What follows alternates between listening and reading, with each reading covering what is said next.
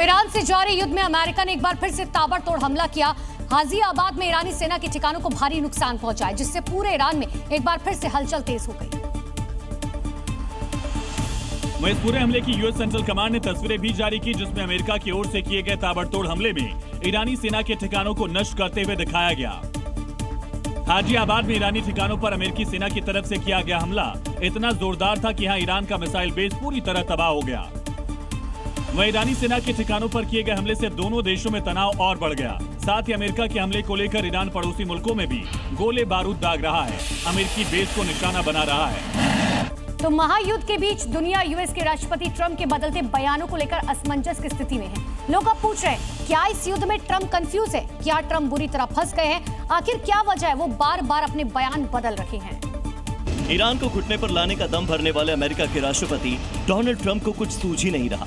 ऐसा लग रहा है कि ट्रंप इस युद्ध में बुरी तरह से फंस गए हैं। उनके बयानों से उनकी बौखलाहट साफ झलक रही है। कभी वो युद्ध को आगे ले जाने की सोचते हैं, तो कभी पीछे धकेलने की बात करते हैं। सिर्फ 60 मिनट में युद्ध को लेकर उनके दो अलग अलग बयान बता रहे हैं कि वो मझधार में फंसे हुए हैं। डोनाल्ड ट्रंप ने पत्रकारों के सवाल के जवाब में कहा कि वो सीज फायर नहीं करने जा रहे, क्योंकि ईरान की मिलिट्री खत्म हो रही है और वो जीत रहे हैं।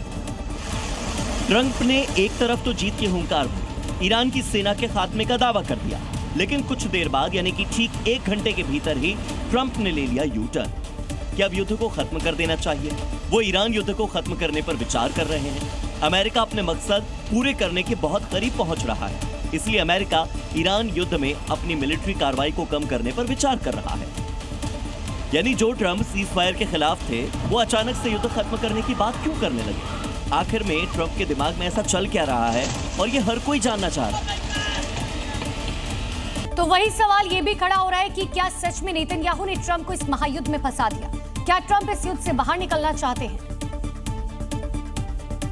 कुछ अमेरिकी मीडिया रिपोर्ट तो यहाँ तक कह रहे हैं कि ईरान युद्ध में ट्रंप को इजरायल के पीएम नेतन्याहू ने अपने फायदे के लिए फंसाया।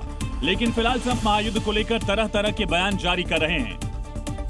दरअसल ट्रंप इसलिए कंफ्यूज हैं क्योंकि जो ट्रंप ने सोचा था वैसा बिल्कुल नहीं हुआ। ईरान युद्ध को 22 दिन तक लेकर आया।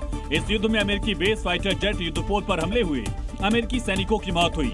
जंग में अमेरिका के रोजाना $50 करोड़ से ज्यादा खर्च हो रहे हैं। कुछ रिपोर्ट के मुताबिक युद्ध में अमेरिका अब तक $12 बिलियन से ज्यादा खर्च कर चुका है।